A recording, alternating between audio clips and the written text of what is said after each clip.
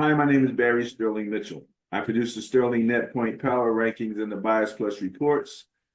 Today is March, what is that, Benny? 6th, March the 6th. 2025. And this is Ben and Barry on football. My name is Ben Dickerson. I'm your co-host. Yes, we are in the meat of the off season. We just had the combine for the college players that are coming out and getting ready to enter the draft. There's a whole lot of stuff going on. Hopefully, we have a few things on the page in reference to free agency, franchise tags being hung on people, although that wasn't that big a deal this year, bro. In fact, I think there was only two franchise tags stuck on people. I can't even remember who the heck they were. Oh, well, one was T. Higgins. I don't know who the other guy was. So teams didn't use the franchise tag like they normally do. But free agency is upon us, and some players have already made deals to be moved. Some are looking for moves. There's teams out there that have given players and their agents the invitation to go out and look for trade partners for them. Chances are, if that's been done, there's a lot of times if they don't come up with one, that player could find themselves released very soon. But I digress. What I'm here to talk about is the upcoming NFL draft, the 2025 NFL draft. Normally, I do a mock draft every year. I end up doing three, but the third one is the charm. And I usually outdo Mel Kiper too, by the way. So I'm going to try to keep my record intact here. But before I can give you my first mock draft, I had to do some research on some of the players. So today, all I'm going to do, so as not to take up a whole heck of a lot of time, is to kind of let everybody know who I believe are the top five players at each position. I'm not going to go into a lot of detail. I will give heights and weights, and I'll give some 40 times if I have them because I know everybody likes 40 times. Some of these guys you may have heard of if you watch college football. Some of these guys you may have seen if you watch the combine. Some of these guys did not take their turns on the field drills or running the 40 or maybe, doing the bench press or whatever. Some guy, but just about everybody that showed up did interview with teams. So that was important. That's what the teams consider that very important. Um, a lot of the guys who didn't take part in the field drills and running the 40 and doing the bench press may do that a little bit later on their pro day, where they'll be around people that they know. Quarterbacks like to throw to their own receivers, so they'll be on their own home fields, their own practice facilities, places where they're comfortable. And also, if the 40 is a big deal to them and they didn't run it at the combine, they got a little extra training time to make sure they turn in a really good 40 time. So pro days are coming up, and that's going to be very important. And if there's a guy out there that your particular team that you're a fan of happens to need, I'm sure your coaches and scouts are going to be at that guy's pro day. But anyhow, before I get started, and by the way, I look at YouTube. I do watch college football, so I've seen some of these guys in games, some once or twice, some several times. Some guys I was curious about, I took a look at on YouTube, looked at their highlights. Of course, they call them highlights for a reason, okay? So you got to take that with a grain of salt. Um, also, I look at a lot of sports publications, Sports Illustrated, Pro Football Focus, things like that, to get some ideas about some guys, some things maybe I haven't seen, and listen to other people's opinions as well, as long as going to a lot of football sites and just checking out a bunch of information. What I found, I believe that I got heights and weights from everybody who was at the combine. They all were willing to take off their shirts and get on scales and stuff, even if they didn't want a vertical jump or run the 40. They did get their heights and weights. So those are going to be pretty accurate because if you go to different publications, they're all going to be different. What I noticed about that, and this is interesting, a lot of the weights were different when it came to certain positions like the linemen. Usually they were heavier in the other publications, but at the draft, they were a little bit lighter, probably because they were working out really hard to give a good impression to the coaches when they got to the combine. That was just something I happened to notice. Um, Other than that, what I'll say before we get started is this looks like it's going to be a pretty good draft. A lot of the scouting reports are coming out saying this is going to be a really good draft, but it's going to be exceptionally good for three particular positions. One of those positions is tight end, one is cornerback, one is safety. Really, really good number of really, really good players at those positions. But there are several other positions that are going to be very good, not just run of the mill. And those positions are the positions that a lot of people talk about, and a lot of people are probably going to need if they're a fan of a particular team. That would be running back, especially running backs. Running backs are going to be a really good class this year. There's a really good class of wide receivers coming out. Also, offensive tackles, also edge rushers. Everybody needs a good left tackle. Everybody needs a great edge rusher. So, again, very good crop of players coming out at all those positions. And without further ado, I think I'll get started. So let's start with the quarterback position. Unless you have any questions, Barry, you good? All I will say is I was so impressed by, number one, the average speed of the running backs, one of the fastest classes that they've had. And then I turn around and I'm equally impressed by the speed of the wide receivers. Yeah. These guys are flying. And the D-backs, these guys are flying nowadays. I was particularly impressed with the D-backs. I don't think in some years past, I'm not going to speak on last year specifically because I actually have that information, but I didn't have time to go back and take a look at it. But in years past, I believe that the DBs, safeties and corners, were kind of being looked at a little stronger in respect to their footwork, whether they were good in zone or whether they were good at man, as opposed to their speed. Running back and especially wide receiver, speed's a big deal. But it looks like some of these D-backs, because speed is such a big deal with wide receivers, realize that, hey, I got to get faster too. And that's what they did. They trained for the 40. Now, training for the 40 and running fast in a game actually is two different things. But if you're fast, you're fast. You know what I mean? So that's where we go with that. Yeah, man. We have something on our page, and I can't wait to show. It's just the faces of these guys running these 40s was. I mean, let's face it, it's a big deal. Guys go out and they either use their position coaches or they actually hire trainers to teach them every fine little detail of running the 40-yard dash so that they can give it an impressive time. It's very, very important. And, you know, people will argue about how important is it really when it comes to actually playing the game. But at this point, nobody wants to run a bad 40. Some guys that are fast didn't run the 40 to make sure that they didn't disappoint. They're like, you know, I ran the 40 at school. So whatever the school tells you I ran the 40 in, that's my 40 time. And I'll tell you about that too as we go down some of these names. Some of these times are from the combine and some have been reported from the school because guys didn't want to run it at the combine. But anyway, let me get going. We'll start with quarterbacks. Oh, and by the way, the order that I give these in is my order.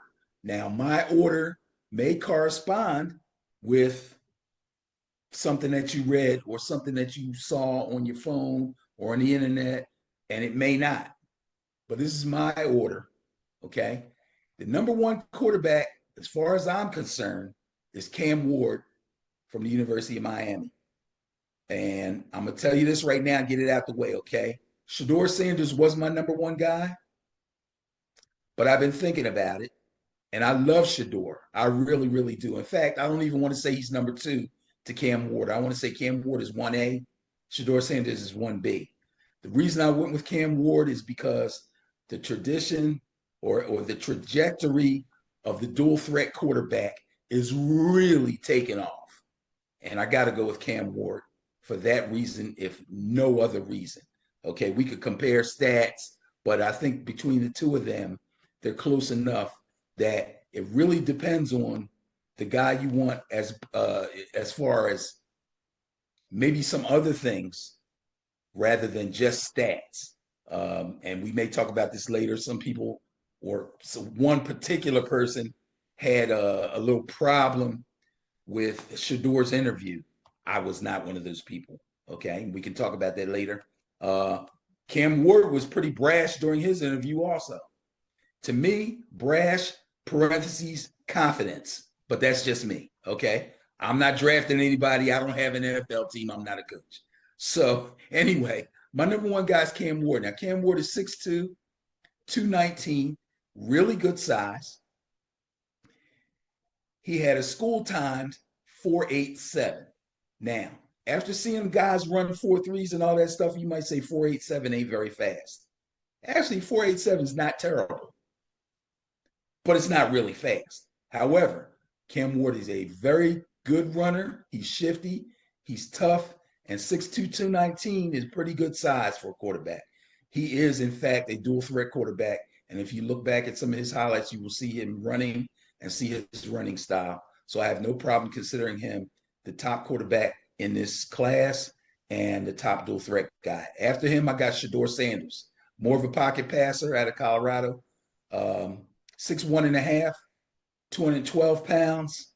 He ran a 4.68. It's faster than Cam Ward, but he's not a runner. Now, he can hurt you with his legs, but he's a pocket passer pretty much. After that, a guy who really impressed at the combine with his throwing ability, that would be Jackson Dart out of Ole Miss, University of Mississippi. 6'2", 223, same height as the other two guys, but a little bit bigger in the body. He ran a 4.85. Jalen Milroe out of Alabama also did really well at the combine. Also, I would consider a dual threat quarterback at 6'2", 217 pounds. He ran a 4.5. Riley Leonard, Notre Dame, 6'4", 216. He ran a 4.5 too. He's one of those guys can hurt you with his legs, but I wouldn't consider him a dual threat. And the fifth guy is Will Howard at Ohio State, who's 6'4", 236. I didn't have a 40 time on him at all. I'm surprised at that. But he's one of the guys that had a little trouble at the combine. He threw several bad passes during some of the throwing drills. How he did in some of the other stuff, I'm not sure. I actually don't know if he even did any of the other stuff. But Will Howard had a really good season, looked good in games. I'm sure he's keeping his fingers crossed and hoping that the tape does him justice because he did not have a good combine. So again, my number one guy is Cam Ward at quarterback. What do you think about that? I'm probably tending to agree with you. I know Shador Sanders' stock has dropped a bit.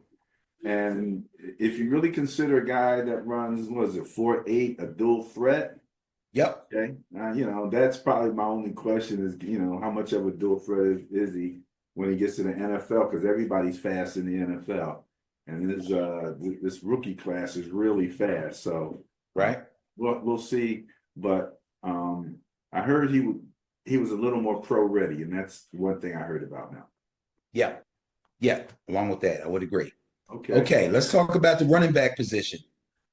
The consensus number one, and I kept him there on my list also, but I'm telling you, we got another 1A, 1B here.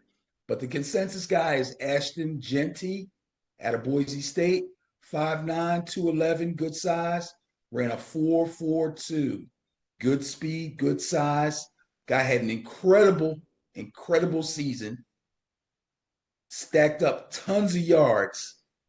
The only thing I would question is the conference that he's in. They played a few teams that aren't quite what they like to call Power 5 type competition. That's the only thing. It's not like it was Division II or anything, but it wasn't Big Ten. It wasn't SEC. So I'll put it that way, okay? After that, the number two guy, or I should say 1B, And this is a guy I'm really impressed with.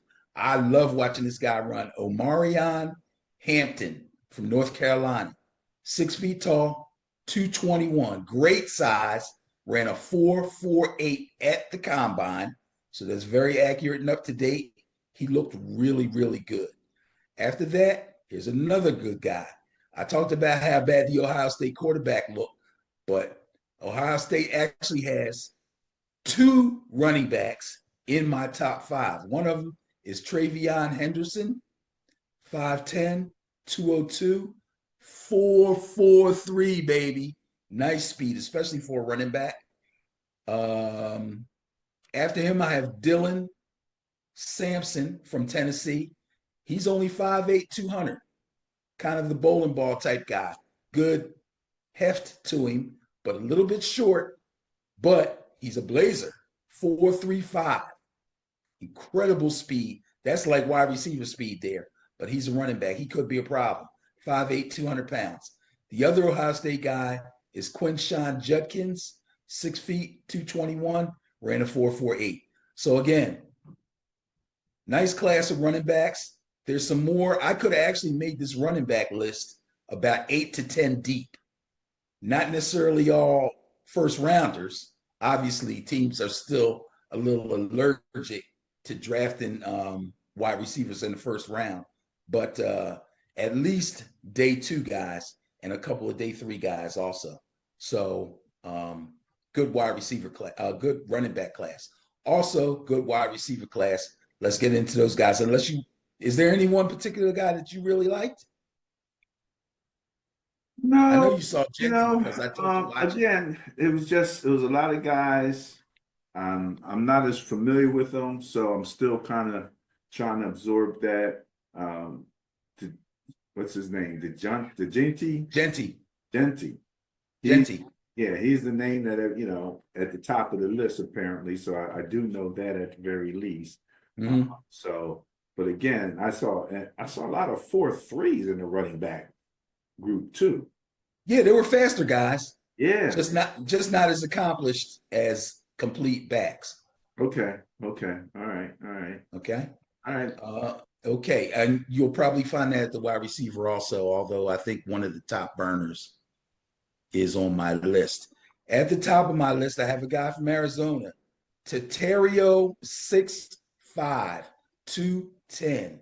This guy's got good height, pretty good speed at 4.5, but not a burner. But like I like to remind everybody, I believe Jerry Rice ran a 4.5 or 4.6. So this guy is one of those guys that they talk about as football speed as opposed to track speed. Very good route runner, gets good separation, can run in the slot and outside, but because of his size, will probably work from the outside most of the time. He's my top guy there. The next guy, you can almost call this guy. I got 1A, 1B, 1C in this group. Actually, I got a 1D. But anyway, the second guy I have is Luther Burden out of Missouri. 5'11", 205, a little bit on the short side for a wide receiver, but there's plenty of guys in the league right now, 5'10", 5'11", that are making plenty of noise. I don't think that's going to hurt this guy at all. He did run at the combine. He ran a 4.41. Emeka Egbuka out of Ohio State. This guy is just a senior this year, but he started on the other side of Ohio State's offense, on the other side away from Marvin Harrison last year. I thought he was just as good, if not possibly better. Okay. This kid is an excellent route runner. 6'1", 205, ran a 4.3. And then we have Matthew Golden out of Texas, 6 feet, 195. This is the kid that ran a 4.29. Blazing. Super fast kid, can really run, has really good hands, pretty good route runner. I'd actually say, let me see, Xavier Worthy, I believe, played with this same guy last year before he came out and went to the Chiefs.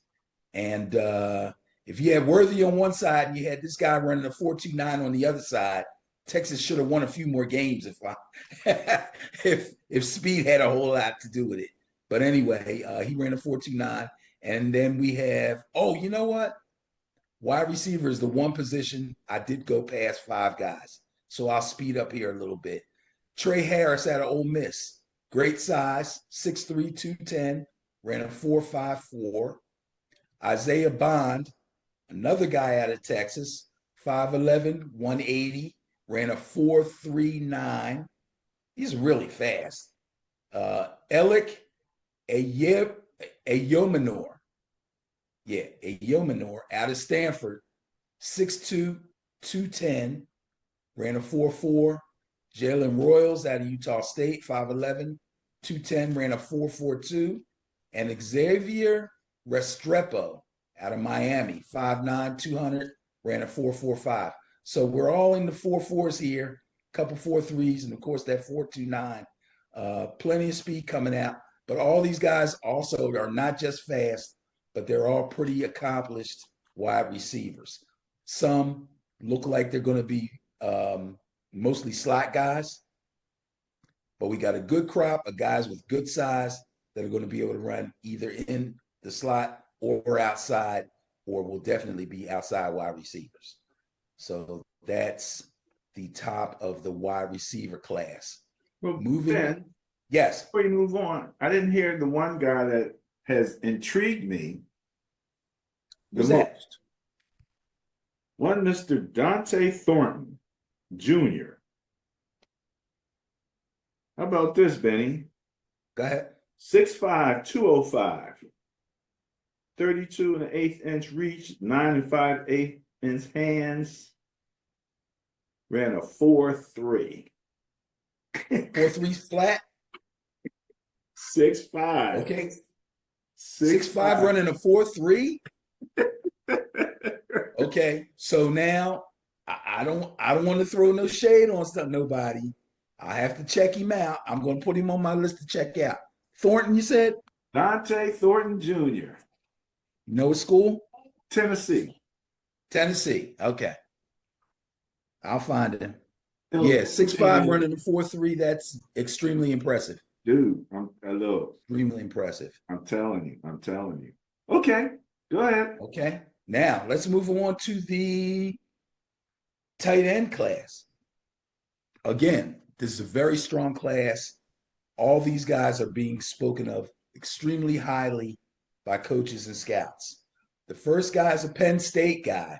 That's Tyler Warren, 6'6", 261, ran a 4.68. Could be a problem. Scary. Sounds like yeah, he's a little bigger than Bowers, but Bowers was darn near offensive player of the year, wasn't he? I mean, or rookie of the year. In fact, he was rookie of the year offensive. He might have been, yeah. Yeah. So this kid is coming in at 6'6", 261, running a 4.68. Did he have won it over Jaden Daniels? Yeah, I believe so. Wow. That's saying something if that happened. Yeah. Next guy is Colston Loveland out of Michigan, 6'5", 245. He ran a 4.7. Harold Fannin out of Bowling Green, 6'3", 238. Remember we were talking about H-backs? This guy sounds like an H-back. 6'3", 238. You might see him playing fullback for somebody, depending on who drafts him. I'm telling you. He ran a 4.72. Gunnar Helm, another Texas kid, 6'5", 250. He ran a 4.84. And Elijah Arroyo out of Miami, 6'4", 251, ran a 4.69. So these guys are big and they can move. Good class of tight ends. Teams out there that need tight ends will have quite a few to pick from. Now, important. Let me make the correction. In 2024, Jaden Daniels was named the NFL's Offensive Rookie of the Year. Was he? So what did Bowers get? Bowers won something. He might have won, I don't know. We'll check it out. Well, you check it out. But that's take right. a look. Take a look. Let me know what Bowers won. He won something. Offensive tackles. Kelvin Banks. Oh, this is what I did. Instead of doing 40 times for the offensive tackles, I took their arm length because arm length is very important for a guy that's pass blocking. Kelvin Banks Jr. out of Texas, 6'5, 315, 33 and a half inch arms. That's about average. Will Campbell out of LSU, 6'6, 319, 32 and 5/8 inch arms. You might as well say 33 inches. Josh Simmons, Ohio State, 6'5, 317. Notice how close these guys are in height and weight? 6'5, 315, 6'6, 319, 6'5, 317. It's like a prototypical 33 inch arms for Josh Simmons out of Ohio State. Armand Membo, who I didn't write everything down, but I watched him do the field drills and all.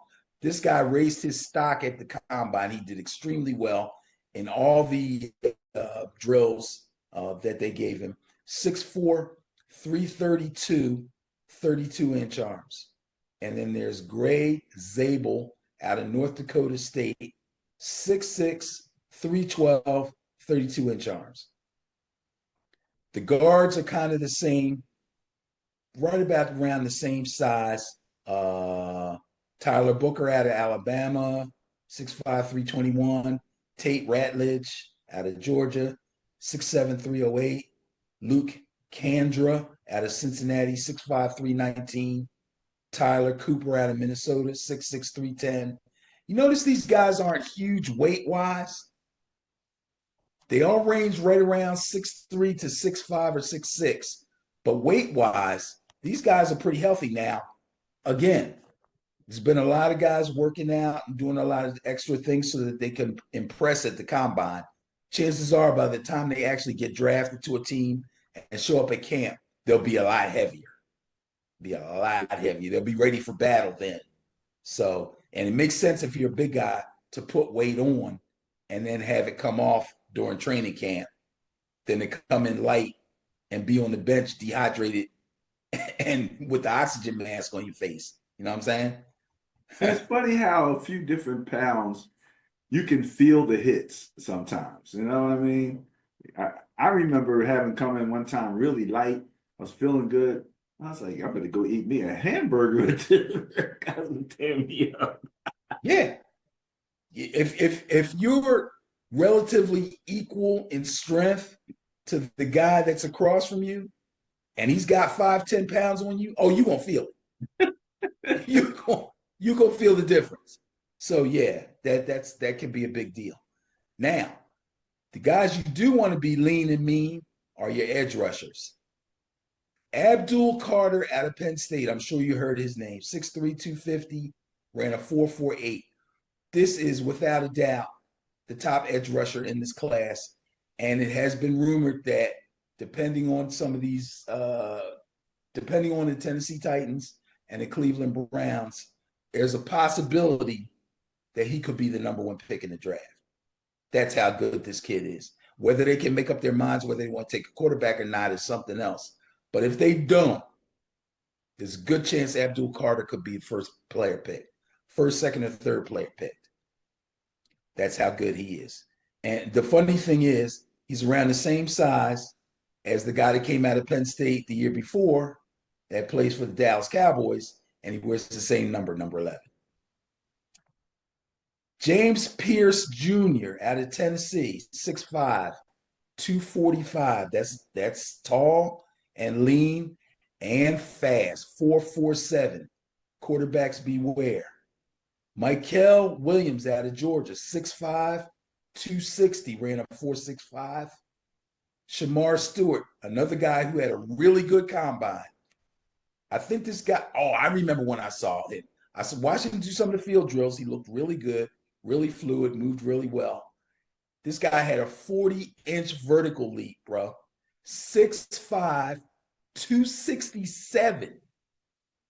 Ran a 4.59 and had a vertical jump of 40 inches.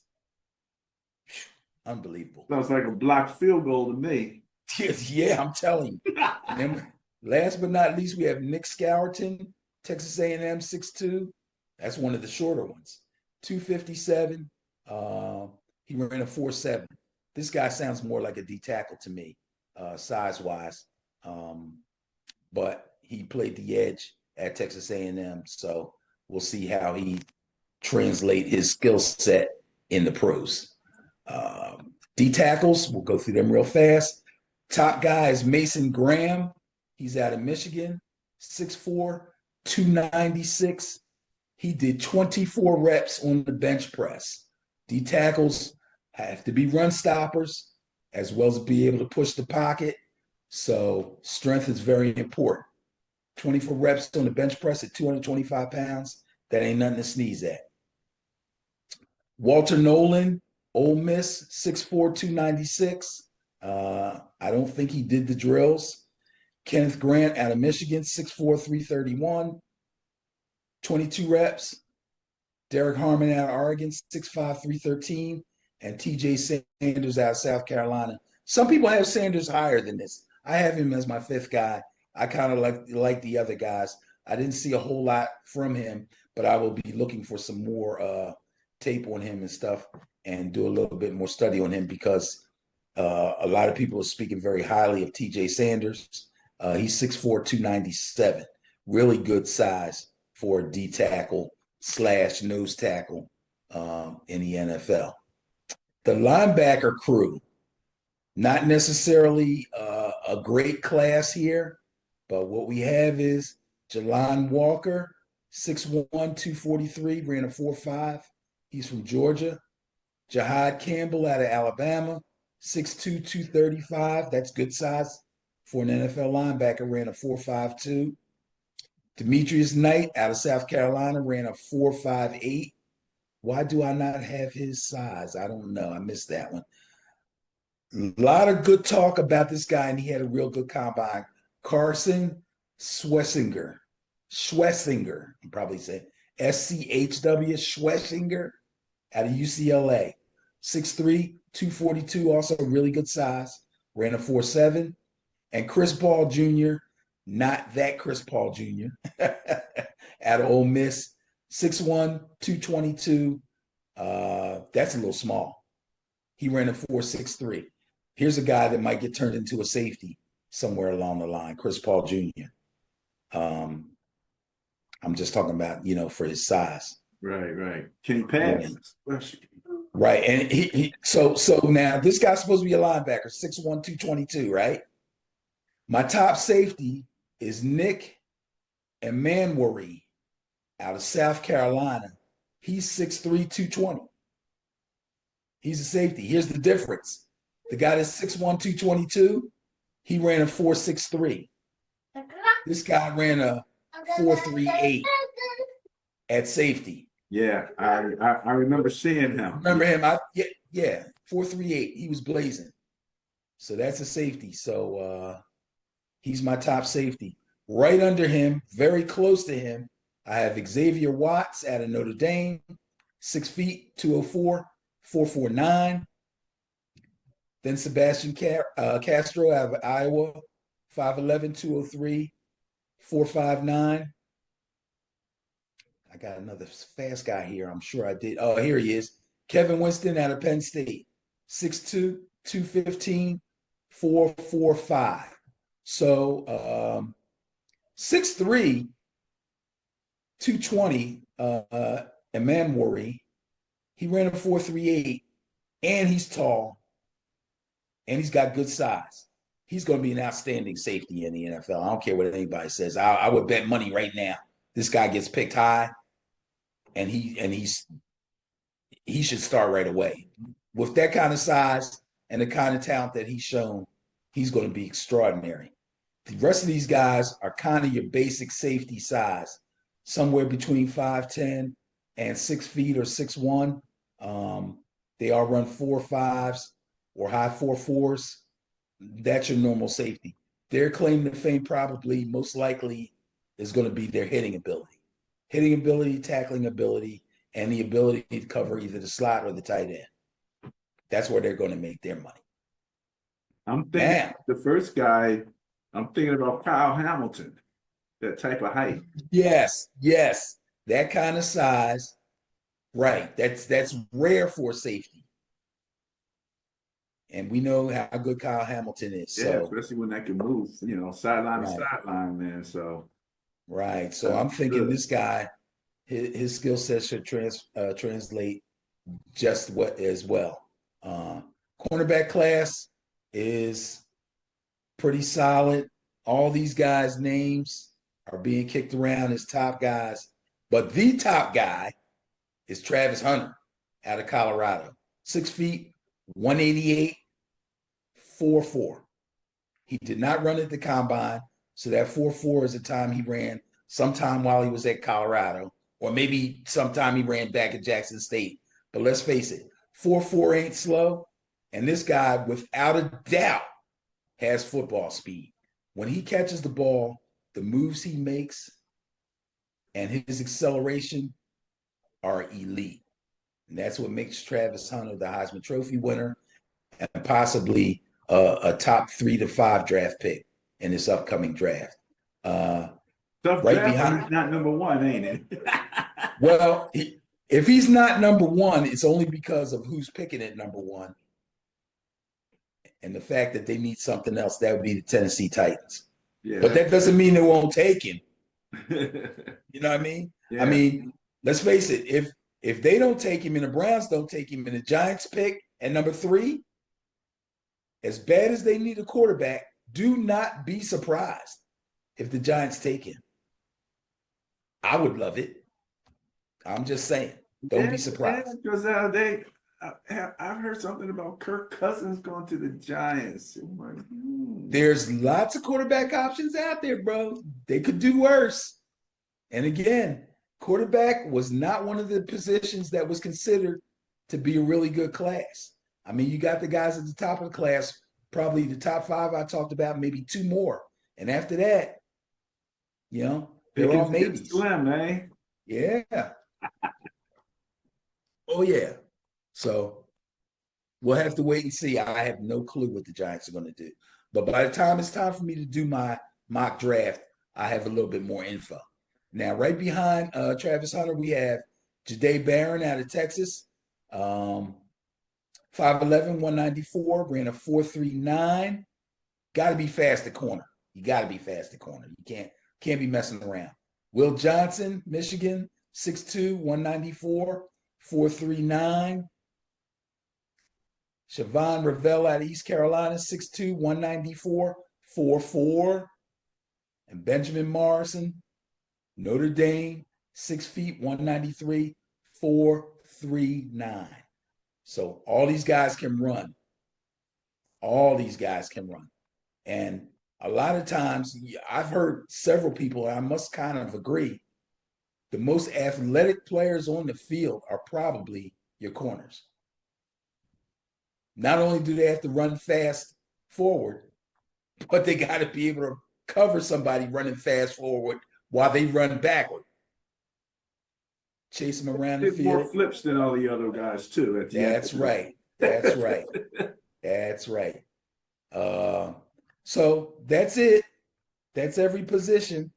Again, you'll hear some of these names mentioned again when I start putting together what I think is going to be the first round of the draft. Some of these names you might not. I believe I'm going to go out on a limb and say when I do my first mock draft, I'll have at least one guy from every position here. The only position that I didn't cover was center. And that's only because I just haven't been in tune with anybody at the center position that's so well respected that their name's being kicked about. I'm sure there's a couple good centers out there coming out. I'm sure somebody's going to get picked. I just was not privy to that information, but I got everything else. So that's that. All righty, all righty. So Ben's top picks coming out of the combine. All right. Well, I'm gonna have to go back and take a look at that and take some notes also, Benny, as you check out my man Dante. Um, Mm-hmm. and before we go, let's take a quick look at Ben and Barry on football. See if you have any comments. on our Facebook page. We'll start right here. Debo out of out of San Fran. I'm not crying. I hate to see him go, but I'm not crying. What do you think about this trade? Well, you probably don't remember, but I could probably call this one like 2 years ago. I saw once Jawan Jennings started getting more and more playing time, and once Debo took a couple of bad hits and missed some games, and then the draft came up and they drafted a wide receiver first, the handwriting was on the wall. And it was on the wall in live and living color when they gave that big contract to Ayuk. I mean, all of those things were signs that Debo was on his way out. They're He talking saw about it too. Ayuk might be on the way out. Ayuk may be on the way out too. That's right. And let me And for all the noise that people gave me about giving Daniel Jones a big contract, at least the Giants let him crap it up. Niners gave Ayuk all that money and didn't even, I mean, yeah, he got hurt. turn around right got hurt, so he could do Yeah, anything. but it wasn't like they were making him the feature guy. You're going to give him all that money. He's supposed to be your number one. Well, I don't know what we have in terms of draft stock, but there's a lot of really fast receivers coming out in the draft. A lot of good, really fast receivers coming out. We get good and we do good drafting running backs. So yeah, well, you guys, the Niners find running backs where nobody else is looking. So that's a given. I don't expect that trend to stop. It's been going on too long, and we still got McCaffrey hanging in there. So I wouldn't be surprised about that. Receiver wise, I don't know if they do in fact find a trade partner for Ayuk, then I'm not going to say they're going to take a wide receiver in the first round, but they're going to take one pretty high. Because at that point, Pearsall and Jennings are their top receivers. And Kittle's starting to get a little brittle. So, we'll have to see. We'll have to see. well, okay, let's take one. Look, my grandson is here next to me, so if you hear some music playing, we got a little music in the background here.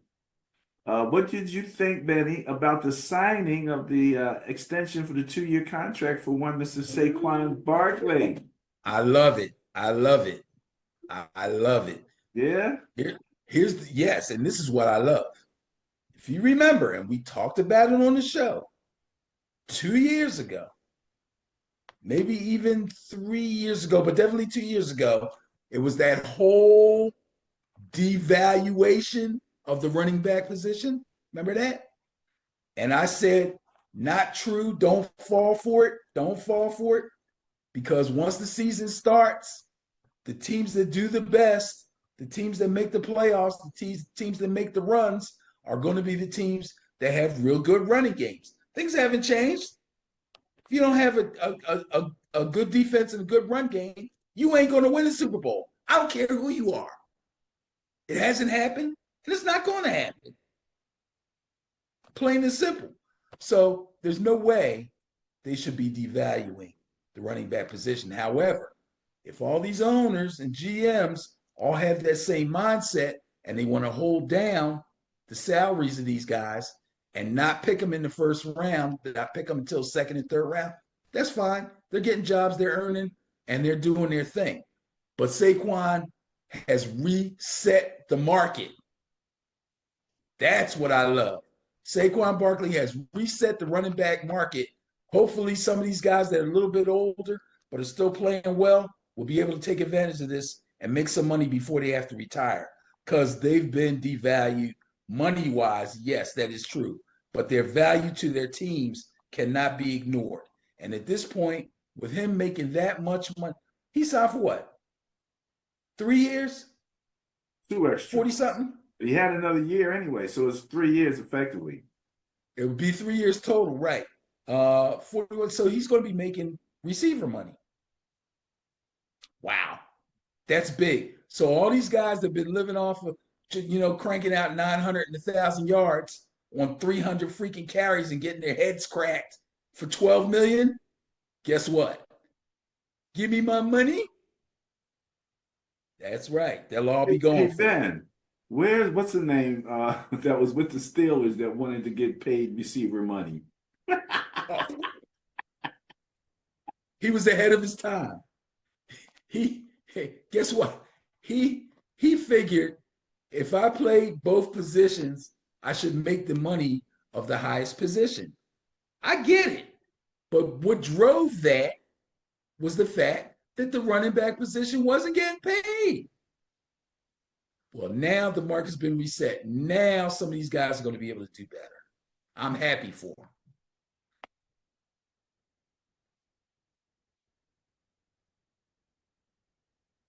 Let's finish up with this, Benny.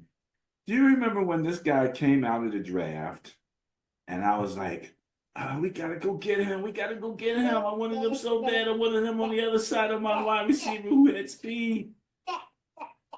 And now DK. he wants out of Seattle. He wants out. But he's a high price. He's a high price receiver right now. But I don't know if I really want all of that right now, at this particular point. But back then, so especially when I can get Dante Thornton Jr. is about his size and probably as fast. Maybe not as thick, but there's a lot of speed out there to receivers right now. So and some good size. But That's true. There's a few good wide receiver free agents out there. There are some.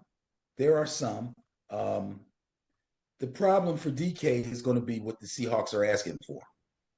They want a 1 and a 3. I don't think that's going to happen. But there are some teams out there that need wide receivers, and he could plug in and really help some particular teams out there. I know the Jaguars could use him. I'm sure the Panthers could use him. They might not be contenders. That's the other problem. I don't know what the situation is as far as what the Seahawks are willing to accept besides that, as opposed to where he would be willing to go. But if he wants out, they have the right to trade him anywhere they want to. They might, be nice and say, hey, we'll trade you somewhere that you want to go. If in fact, it's the whole Ayuk thing all over again. Remember, he was like, I don't want to play for this team. I want to play for this team. I want to play for a contender, blah, blah, blah. And they're like, okay, pick anyone you want, as long as they're willing to give us what we want. Right. That's the situation he's in. So he's still really good. He's fast for his size. I heard somebody comparing him to AJ Brown. They played in college together. Did they? On the same team, yes. Okay. And what the guy said was the difference is they're both big. They both got good speed, especially for their size. But DK's a little stiff. AJ's a little bit more flexible. So AJ's going to make that crazy twisted around, you know what I'm saying? Get both tippy toes down. He's going to make that catch where DK's got to kind of use his brute strength to outmuscle the DB to get up, that kind of thing. But anyway, that's his situation there. Benny, we're going to wrap it up. We talked about how much these guys want it and what they look like running at 40. Yeah, that's some faces there. Oh my goodness. And the one I had put up before we even got this was the first one here, this guy here, making some faces. And it's funny because when they're running a 40, I act like I'm some pro or something, but I'm looking at their heads. And the guys whose heads are going left and right and left as they're running, they run slower 40. But the guys who can hold that thing steady and just drive, man, they're cracking it up. So this is what it looks like, ladies and gentlemen, when you're trying to get that NFL contract. You got to be ready to go for it. You got to be ready to put it all out there. And these guys are doing just that. Awesome. All right, Benny. as we say, thanks for following. Please leave comments and suggestions. Our hashtag is football is life. Our website is www.benandbarryonfootball.com. Please hit the subscribe and notification bells and leave some comments. We'd love to hear some comments about what we have here. Any comments, suggestions, and some additional information so Benny can scarf it all up. Oh yeah, please. If you know someone, believe me, Thornton is going to go on my list to do some scouting on him. If anybody else has anybody else out there that they think I should look at, please, by all means, let me know. But don't tell me about your uncle's little cousin that plays for San Diego Tech. Okay. I'm only looking for top flight guys because I can only mock draft the first round. So they don't necessarily have to be first round, you know what I mean, material, but I want to at least be able to say that this guy's going to make some noise, or this guy's been making some noise during his career, and he looks like he's going to be a good pro, and hopefully he will get drafted. Sounds good. Ben and Barry on football signing off.